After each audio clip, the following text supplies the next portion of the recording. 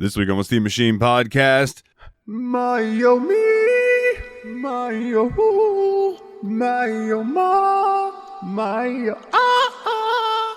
Cue the music.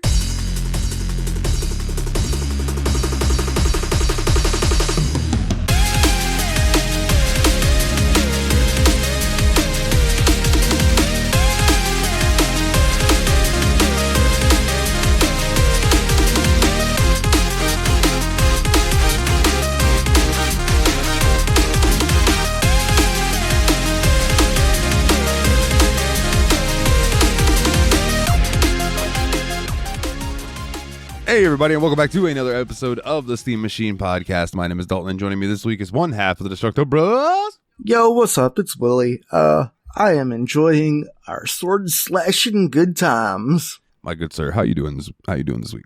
Oh, I'm quite fine. I had a lot of fun in the Tadpog Discord because Paul Wayberg Cross, Paul Korn, who has been on our show before and also on Tadpog before, put together a pinball tournament, and it was really fun. That's what's up. Who ended up winning? I did, because I'm the motherfucker. Yeah, that's what's up, buddy. Congratulations. Yeah, we played Theater of Magic on Pinball FX, and Dave and Nate both got 1 billion plus points, so props to both of them. I want to give a shout out. Just managed real quick. I want to give a shout out because I know that Kana was the first one on the board. So Kana also is the person that kind of made this happen in an indirect way because she told me about Theater of Magic, and then I started playing it in real life a lot because I played it a bunch on when I went to Rec Bar a few weeks ago, and then I brought that back up to Paul, and he made him want to start a tournament, and he was the one that nominated Theater of Magic. So props to Kana for creating this tournament in a roundabout way. Yeah, I very much was interested in playing, but I made a financial decision. I added the pinball game to my library, and then I looked at the time, and I saw that the DLC that came with the table I needed or whatever was $3.99. Mm-hmm.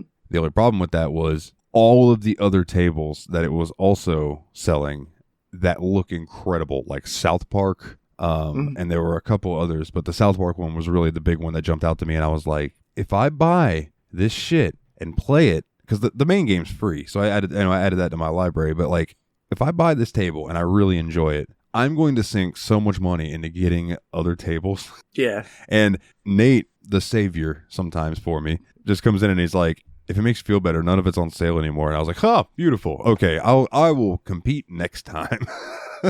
Yeah. I feel like next time we're very likely to do Monster Bash, which I think I've talked about on the podcast before. It is basically my favorite pinball game.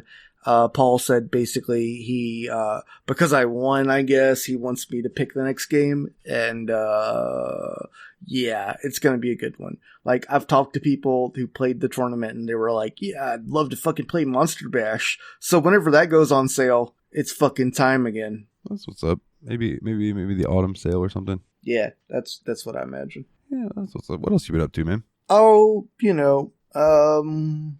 I can't. Nothing. I can't hear people say, "Oh, without thinking about that goddamn movie where Timothy Oliphant plays a drug dealer, and you hear one side of the conversation, and the person on the other side of the phone you hear later, and he says, "What are you up to?" Until Timothy Oliphant just looks and he goes, just licking my own dick.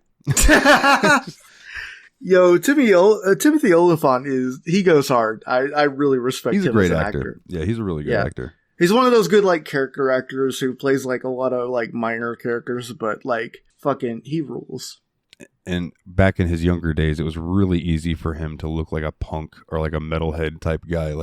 He could have pulled off doing the guy from Prodigy. Wow, yeah. Back in the day, These days, I'm a Firestarter, Timothy Firestarter. Smack my bitch up. Yeah. Change my pitch Shout out Prodigy. I saw that they did a performance at a recent maybe Download Festival or something, and when they did Firestarter, the lead singer just let the crowd sing the whole thing. He said that is that guy's song. So every time they do Firestarter, he just stands there at the front of the stage and holds the mic out and lets the crowd do it, which I thought was really a cool, ode to the OG Prodigy guy. I can't remember his name right offhand, but Yeah, I was introduced to Prodigy in a video game, Wipeout 2 XL for PlayStation 1. What song? Firestarter. I actually think my first experience with Prodigy was the music video for Smack My Bitch Up. Because I don't know if you've seen that music video before, but it has a fun twist ending. It's a really good video. I don't know if I know I've seen the Firestarter video, which is just a lot going on. I recommend anyone listening to this listen to the Prodigy Smack My Bitch Up. It's a great song. It really is. It's that just pumping 90s techno. It's good stuff. Yeah. It's got this incessant beat. It makes you want to dance to. That's like, I was listening to, I have like a playlist of some nostalgia type stuff on YouTube. And I can't think of the fucking actual name of it right now. But the Mortal Kombat theme, you know what I'm talking about? Shit. I actually don't remember what it's called. It's by, oh fuck, I forgot who did it too, actually. I know, Immortal Technique, wasn't it? No, that was a rapper. No, it's... The Immortals. No, The Immortals? No, Techno Syndrome is the name of the song. Techno Syndrome is the name of the song, yes. And it's by... Who wrote Techno Syndrome? I think it is the Oliver Adams and performed by the Belgian tech duo, The Immortals. The Immortals, okay. Fair enough. Mortal Kombat. Such a good song. Shao Kahn. I was in the dispensary the other day, and the lady at the counter, I had to mention to her because the song that was playing was a sample of Around the World. La la la la la, it goes around the world. But it was a lot slower like that. And I was like, God, this throws me off when I hear this version. I'm so used to hearing the fast original. Yeah. But all right, man. Well, if you haven't been up to anything else, then I will just run through what I've been doing. I've been playing a lot of Black Desert. Getting into that, I did a season character, got him to level 60, maxed all his gear, and then graduated him, which was fun. So you said graduated. I don't know what that means. So when you're playing a season character, you can get to level 60, and once you complete the season pass of sorts that's there, you can graduate them, which gets them off of a season server and puts them into a regular server, but you can still continue to play as them. So now I've got another season character started up that I'm trying out, the newest class, which is Wukong, which is quite fun. Wukong! Yeah, the one that I just finished up, I think it was called Dosa. And I just used a really long, so I think a Daikatana, and then like in my offhand, he just held a nice like smoking pipe. Sorry, I'm cracking up because Daikatana is also the name of John Romero's most infamous he's gonna make you his bitch video game. Yes.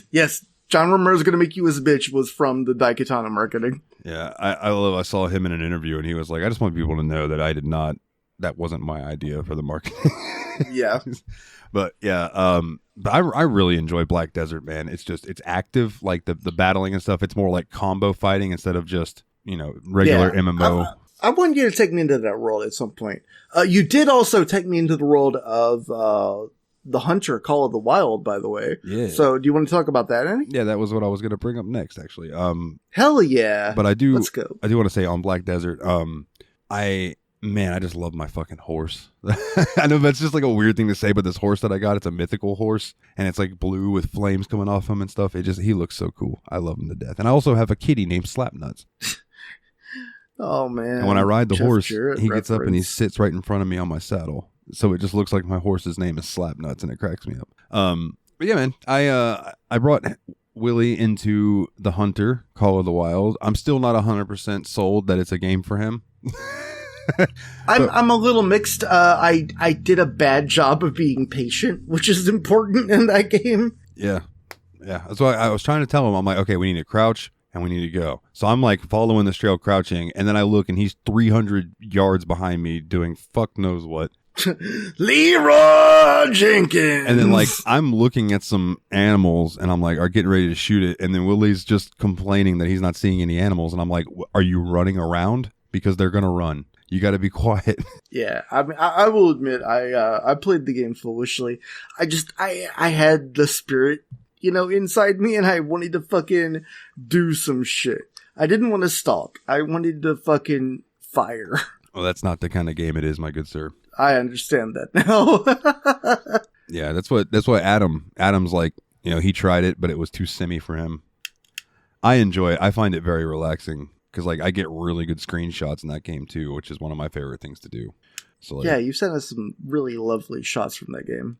But you did end up starting to get some kills, and you seem to start enjoying yourself more. So I did nail like a pretty big animal. I think I got like a buck. I believe so. I know you shot at a turkey. Yeah, I hit one turkey. My first kill was a turkey, actually. Yeah, I think the thing you shot and it got away was a moose. Oh, yeah, that's right. Now, because it just fucking healed so fast because it's like, damn, that thing's huge. Next time. But I think I did bring down a moose, didn't I? I think eventually you did, yeah. Yeah, but it wasn't the same one, obviously. I think next time we do it, I'm gonna take you to a different place because I was like, where do you wanna go? And you were just like, I guess the first one that you looked at, and I'm like, yeah, look at all of them because what do you want to hunt? There's all kinds of stuff, right? There's different areas, and some places much easier to spot animals than others. Well, see, my thought was just like I wanted to go to the default place because I thought, it would be simple and easy. And so I wasn't really thinking about, the actual game that would be there. Well, none of it is simple and easy, especially when you're low level, because the more you hunt and get kills, the more skill points you get, which helps you like with other, like when I spot an animal and I check its tracks or whatever, I get way more information than you do.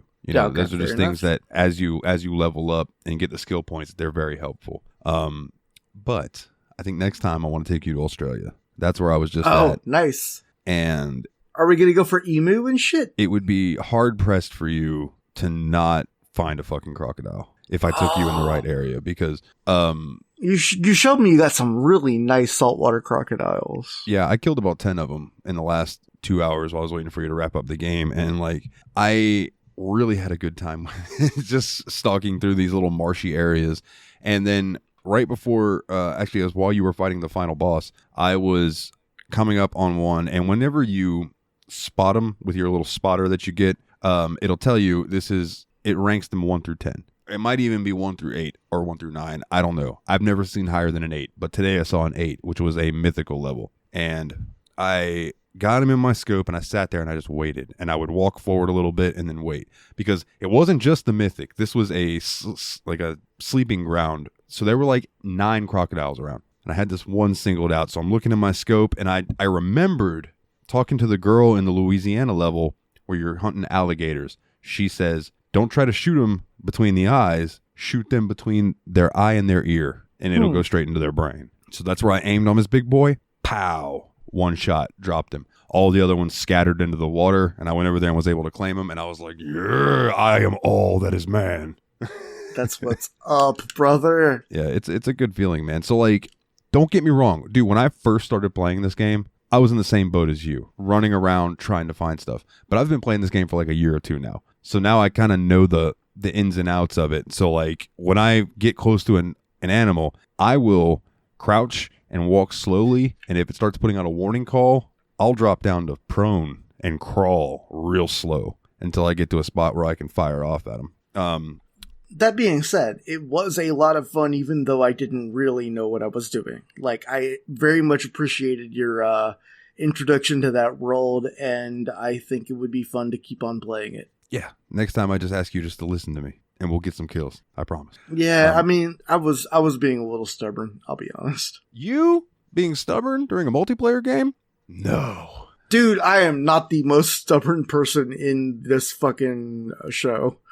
Compare Nate. Nate is willing to dig in to be an asshole. Yes, but I think that's shtick. Or it is shtick. That hard into it. The only other thing I have to report on really is I beat Mad Games Tycoon 2. Nice. Or what I call beat it. I got the year 250. Excuse me. The year 2050. Got the achievement for hitting that year, and I bought all of my competition. You won. I owned everybody. There was no longer a competing company. You are games. I considered that. Yeah, I was Mr. Gaming. I was the Jeff Bezos of video games, and I was like, I think I'm going to consider this a win. So I may go back to it at some point and try it on the legendary difficulty because that's where all the other achievements that I don't have is getting them in the hardest difficulty. But we'll see. Right now, I very much burned myself out on that game, but I really fucking enjoyed it. It seemed like a lot of fun. Like, you giving us the updates, like, as you created new genres of games. It was really fun. Oh, yeah, dude. It was a blast. One other thing I want to say. I logged into Firestone today, and I was like, the person... So, the guild leader left the other day and passed it on to somebody else. Wish everybody good luck in their future endeavors, basically. So, I was like, okay, so I was cool with the new guild leader. So, I don't typically talk in the guild chat and stuff. Like, I'll pop in there every now and then if somebody asks a question, but usually I'm just popping in and out to do my stuff and then go back to doing whatever else I was doing. And I looked today, and the guild leadership had been passed to somebody else again, and then passed to me. So I'm the guild leader now. And I was like, interesting. Oh shit. Okay. So I went in the chat and I was like, I guess I'm the guild leader now. I'll do my best. So yeah. Someone else become the leader. If you want to play Firestone with me, let me know. I'll let you know what server I'm on, and you can come join my guild, and we'll fuck some shit up. It's a fun little idle MMO. It's good times. But on that note, my good sir, we played what I'm going to call a hidden gem. I had heard of this game, but man. But let's start with the obligatory Wikipedia bullshit.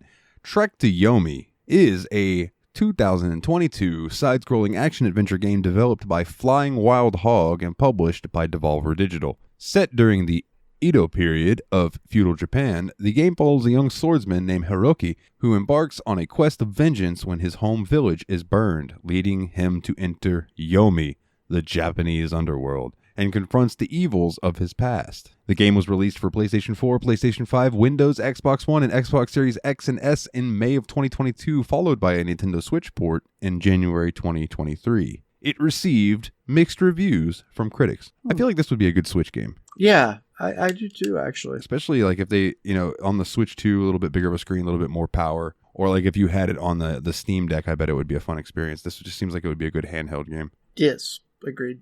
Kind of like I think Shadow Blade would, which we need to do that one day. Shadow Blade Reloaded. I'm talking about that game for 5 years. We need to eventually do it. So I believe the thing we're going to next is our first impressions. So what was your first impression of this game? I thought it was absolutely beautiful. I first saw it on PlayStation Access. Shout out to them, even though they don't need our shout out. I watched Dave playing it for a live stream one day, and I was just absolutely taken aback by the art style and just the smoothness of everything, and how it ran and how it looked, and how visceral the combat seemed. And in playing it, I had all of those same feelings again, except I was the one with the controller. Yeah, I think I fully agree with that. I think that this game, like, when it zooms out, it does those, like, wide-angle Kurosawa type shots, and it feels very much like a samurai movie inspired by spaghetti westerns, which is exactly what Akira Kurosawa was all about. Yeah, this is 100% styled after Akira Kurosawa, 100%. There's no denying that. So the game is not very long. I finished it in about, I think, 3 hours. In my opinion, though, for that 3 hours, it's like you're playing an epic movie. Mm-hmm. That's the way that I can describe it. You start off as a little kid, and you're training with your, I guess, sensei. Mm-hmm. And that is basically the tutorial to how the combat works. Let's go ahead and talk about that right now. Is the combat the most fluid thing in the world? No. No, it's not. I do think that is the problem with this game, is it has a pretty limited way of playing it that I don't think lives up as much to its aesthetics. But boy, howdy, are the aesthetics brilliant. Yeah, it has a hard to master, because there are combos and stuff that you can do that are exceedingly helpful, and parrying. So if you're really good at parrying and busting out quick combos, you'd probably be very, very good at the combat in this game. Well, that's the thing. I am. Like, I loved Slain because I thought it was, like, really fun to just do all the parrying in that game. And Slain is not a very good video game. It's just basically walk forward, see cool shit, do parries. Yes, I do like Slain, even though that game kicks my dick in the dirt. But yeah, no, I mean... and I think this game, I feel like kind of a similar way about it, where it's, like, very based on the aesthetics, but the gameplay is very one-dimensional. I ended up figuring out what worked for me, and it worked for me throughout the rest of the game. And that was you can the dude tells you never turn your back to your enemy. I call bullshit. I say you should turn your back to your enemy every time. So if you turn absolutely. your back to them, you can then hit back, like, towards your back and the attack button, and your dude will whip around and do a quick slash. And as you keep leveling up and stuff, that combo becomes more. So I would literally just turn my back to someone, flip around, slash, slash, slash, they would die. Another guy would come up behind me. I would turn around, slash, slash, slash, they would die.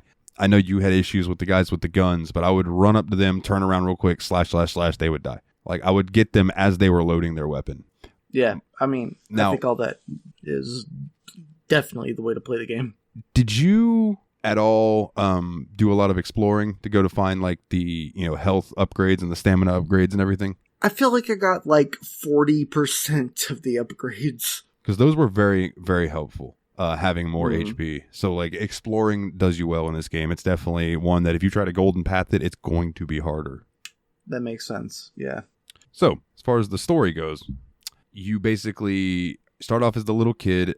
Your village gets attacked. You kill your first man, and you're kind of like having to deal with that. But it's still, you keep pressing forward because you're wanting to protect your sensei's daughter, and you're wanting to find your sensei. So Aiko, the daughter of the sensei, she tells you to go find your sensei, but on the other hand, your sensei told you to stay back. So I think ultimately you end up following her decision, but it is in defiance of his orders. Yeah, he does tell you stay here, but you don't, and you go and you find him fighting a man. You slice that dude across the face. He attempts to kill you, and your sensei saves you, but I believe dies in the process. Like, he slices that dude, and that guy drops dead, and then the sensei dies. And then you get the flash forward. And this is where Hiroki is now like a full-fledged samurai and an adult. And Aoki, is that what her name was? Aiko. Aiko is the leader of the village now. And some sentries come back and say that, like, they had a great loss to these guys or whatever, but they were on their heels and leaving. So your dude's like, all right, well, now we need to go get them now. So you rush out to go get them. You end up in a trap, basically. All your dudes get fucking taken, and it's just you. So then you start making your way through. You're having to slice some guys. This is where I started realizing it was here where I was like, okay, turning my back and then flipping and attacking them, that's going to be the way I play the rest of this fucking game. And it is weirdly strong because, like, the enemies don't really attack as much when you're facing the wrong way. So, like, that is a good technique. Yeah. That is not to say I did my fair share of dying in this game for sure. But you make your way through, you end up getting to that final guy, you slay him, and then you go back to your village and your village is on fire. So they drew you away on purpose and basically went and killed everyone that you know and love. Yeah, so I think the idea is that you had a promise to Sanjuro, your master, that you would protect the village and also his daughter. And by going out to fight that, you kind of betrayed both of those promises. You did neither. Congratulations. Yeah. And then you get killed. Yeah, and then you fucking die. You fucking get owned. Yeah, you straight up get fucking slaughtered. And then you have to, or then your guy wakes up and he's like, where am I? And it turns out you're in Yomi, hence the name, Trek to Yomi. This is where I was like, oh, okay. And shit got weird after that point. Yeah. And this is really where the game started getting really cool, in my opinion. Just making your way through Yomi and coming on all of these memories. Basically, you were playing through like you have to fight the first man that you ever killed again as an adult, though, as your adult Hiroki. You have to fight a demon embodiment of Aiko. You have to fight a demon version of your sensei Sanjuro. Yeah, you have to fight a bunch of fallen samurai who are like thinking that you are a bandit attacking the village. It was very, very cool, and the whole time it's running this black and white, beautiful art style with a film grain filter running, which you could turn off, but I never did. I was like, why would I turn that off? It's so aesthetically pleasing. And did you play it with headphones? I did, yes. So they actually add in an audio crackling and stuff, like you are watching an old film, like how an old film sounded, which I thought was a beautiful touch. So you make your way through Yomi, and you're having to make these decisions. Like, do you choose love?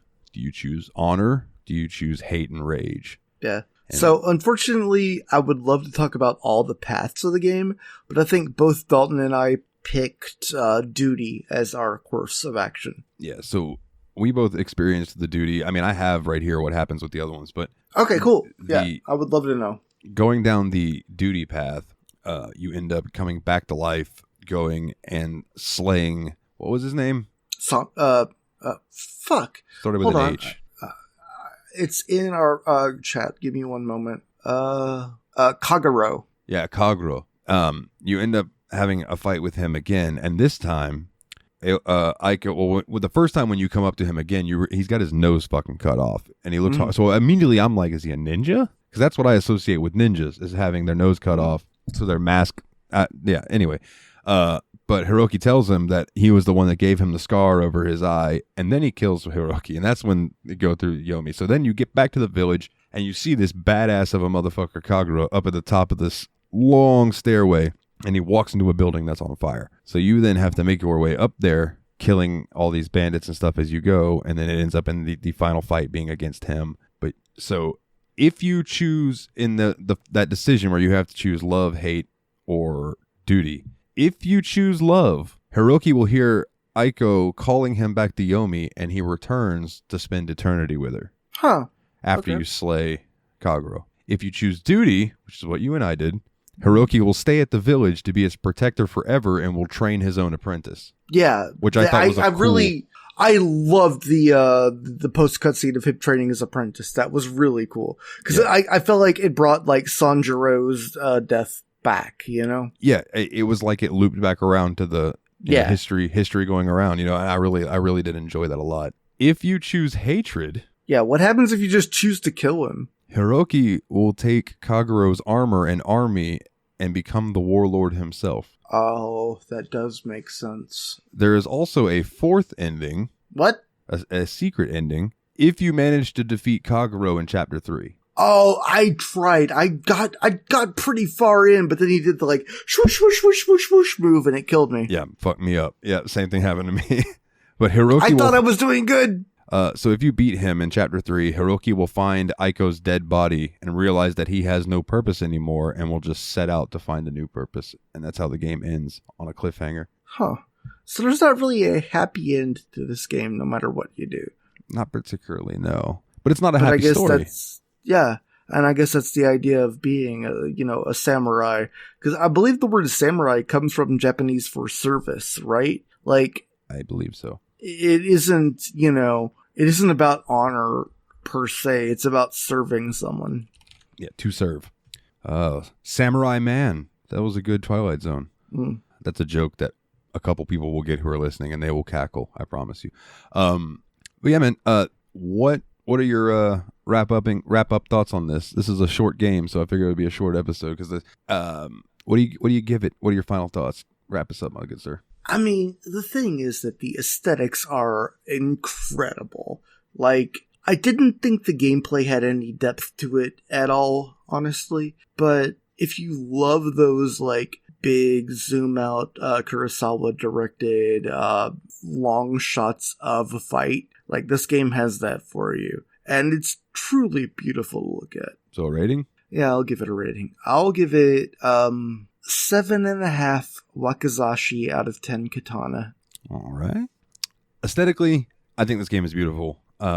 Story-wise, I really liked it a lot. It was like playing through a really good movie. Yeah. I liked the gameplay more than Willie did. I think that is true. The combat was stiff but visceral. And I really, really enjoyed it. I would recommend playing through it. It's a good time. Especially if you're into like 2D side-scrolling type games. Really, really cool. And I feel like I want to see more games take chances like this, where they, choose an odd artistic style and go for it, because it really, really worked in this like really well. Oh yeah.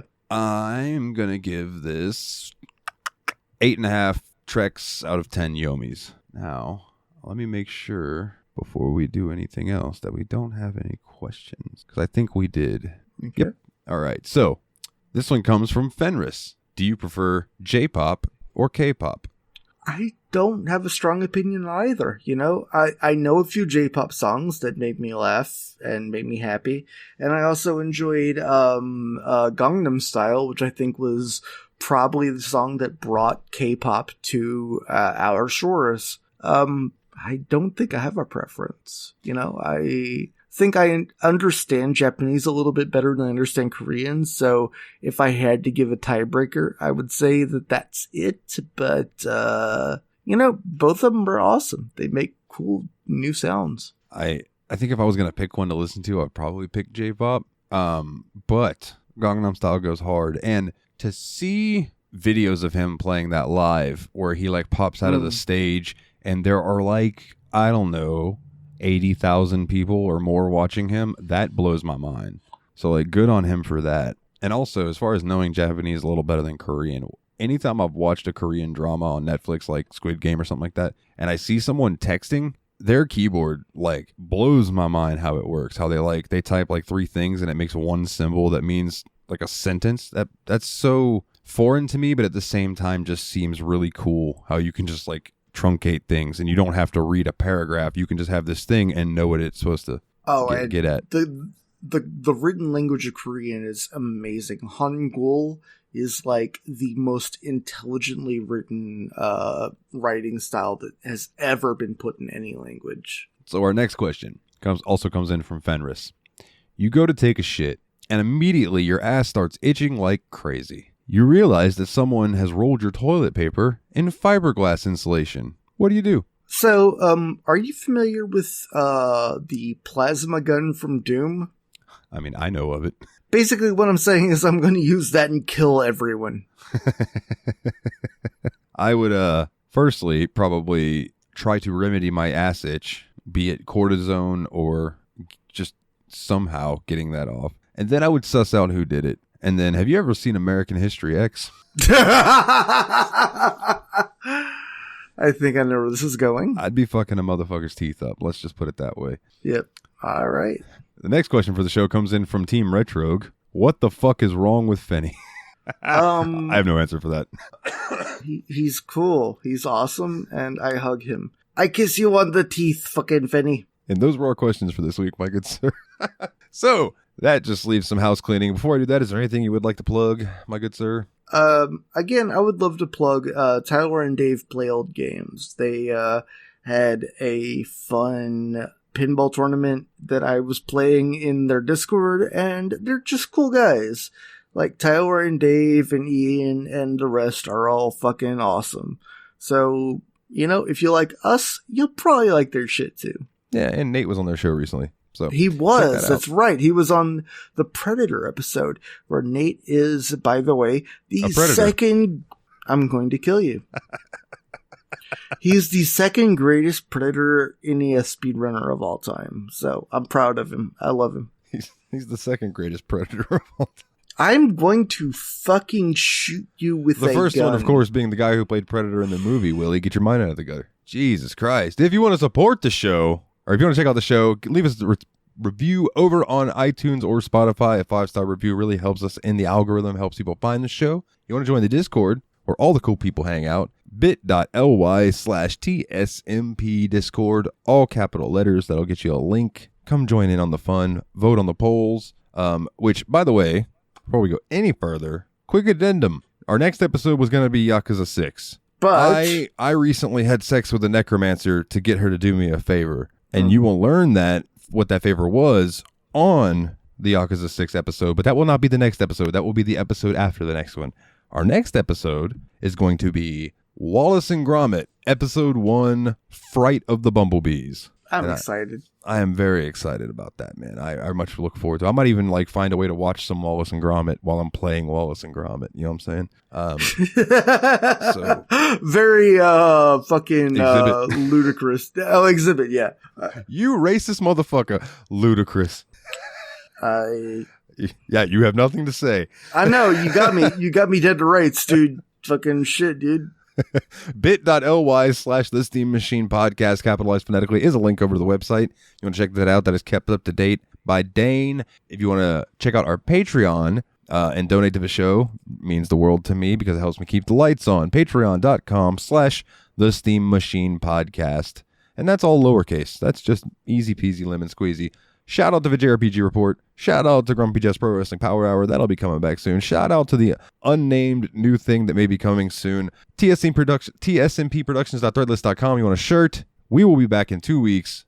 Patreon. If you donate $1 or more, you get your stuff early, ad-free, and you get the extra bonus stuff at the beginning. But if you donate $10 or more, and this is the part that I can't forget because I love these people very, very much. If you donate $10 or more, you get your name read on each and every episode like these wonderful people. Nate Sir Cogsworth, the 7th of Juniper, Jeff, the original expendable, Mr. Syllables, Old Jeffy Lube, also He's a Duck, Arisa Adam, shout out to Spectre Approved, his podcast with Fenny, Team Retrogue, go check him out over on the YouTube, Mr. Puzzles, Dane himself, Flying Brian, Dorian Gray, and the RPG Wolverine, Logan Joreed. Thank you all very, very much. Willie and I will be back in 2 weeks to talk to you about some Wallace and Gromit, and until then, everybody, take it easy.